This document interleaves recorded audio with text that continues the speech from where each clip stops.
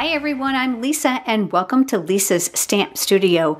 Today's quick tip was actually shared with me by my sweet friend Diana Gibbs, and I loved it, so I wanted to share it with you. It's about scoring once and cutting once to get 2 cards. Yes. All right, let me show you how. The first one's going to make 2 5.5 by 8.5 card bases. So we're going to start by scoring at 4 1/4.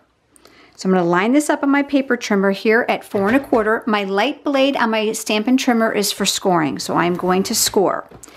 So we have the score line here. I know it's going to be difficult to see in the video, but it's there. I'm going to move that score blade out of the way, and this time I'm going to cut at 5 1/2. So I'm going to line it up here at the 5.5 inch mark. My dark blade here at the bottom is for cutting, so I'm going to move that up so you can see it. And then I'm going to slide this down and then cut. So guess what? Now I have 2 card bases that are not just cut, but they're also scored. So you're probably used to cutting them in half already, but then scoring them or folding them. But this way you're able to score and fold at the same time.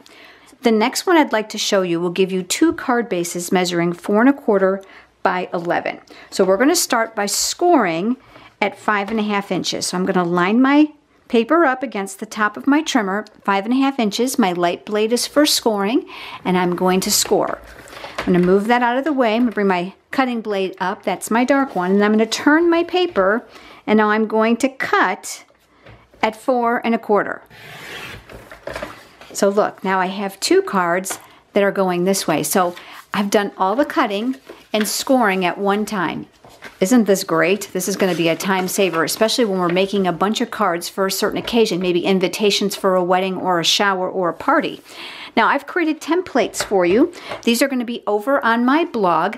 It's going to give you the details of how to score and cut. They're a little rudimentary because I handmade them for you, but it's going to help give you an idea of how to do this at home.